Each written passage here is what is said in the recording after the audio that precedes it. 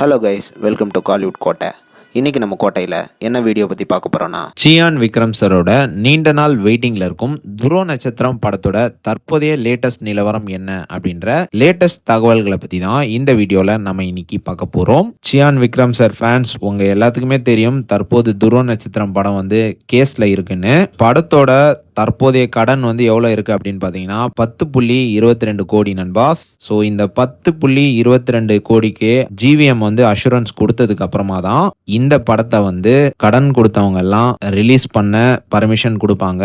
And மேலும் June 17ஆம் தேதி படத்தோட கேஸ் வந்து கோர்ட்ல வந்திருந்தது. அண்ட் அன்னைக்கு ஜட்ஜு வந்து பிஸியா இருந்த காரணத்தினால கோர்ட்டோட அடுத்த ஹியரிங்கை வந்து ஜூன் 23ஆம் தேதி தள்ளி வச்சாங்க.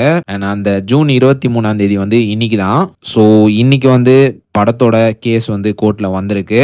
ஸோ ஜட்ஜஸ் வந்து இன்னைக்கு என்ன ஆர்டர் கொடுத்துருக்குறாங்க அப்படின்னு பார்த்தீங்கன்னா, ஜிவிஎம் வந்து இந்த படம் ரிலீஸ்க்காக ஜூலை 15ஆம் தேதி வரைக்கும் கோர்ட்டுக்கிட்ட டைம் கேட்டிருக்கிறாரு. ஸோ அந்த கேஸ் வந்து தற்போது ஓகே ஆக போகுது.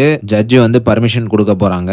அண்ட் அது மட்டும் இல்லாம படத்துக்கு இன்வெஸ்ட்மெண்ட் பண்ணியிருந்தாங்க இல்லையா, அதாவது கடன் கொடுத்தவங்க, அவங்க வந்து ஜிவிஎம்ல ஒரு கேஸ் ஒன்று போட்டிருக்காங்க.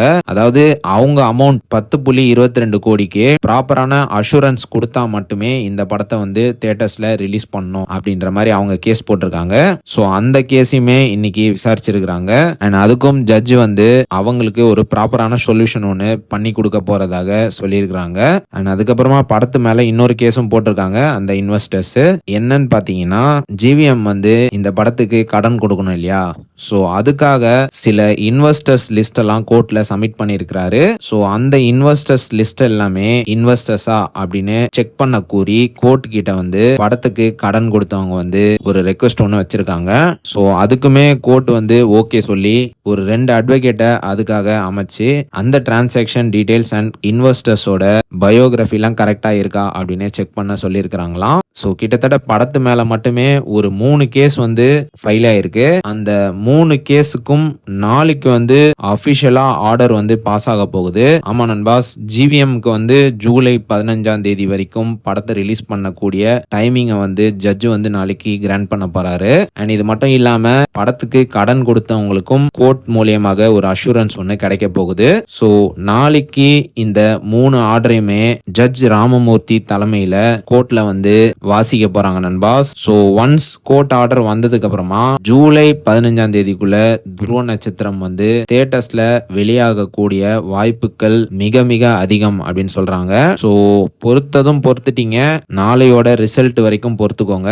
கண்டிப்பா சியான் விக்ரம் சார் ஃபேன்ஸ்க்கு எல்லாத்துக்குமே நாளைக்கு ஒரு தரமான நியூஸ் ஒன்று வரப்போகுது துருவ நட்சத்திரத்தை பத்தி. ஸோ யாரெல்லாம் நாளைக்கு படத்தோட ஃபைனல் வர்டிக்ட்காக காத்துட்டு இருக்கீங்கன்னு மறக்காம நம்மளோட கமெண்ட் பாக்ஸ்ல சொல்லுங்க. Chiyaan Vikram sir fans. மேலும் பல காலிவுட் அப்டேட்ஸை தெரிந்து கொள்ள எங்கள் சேனலை சப்ஸ்கிரைப் பண்ணுங்கள். நன்றி.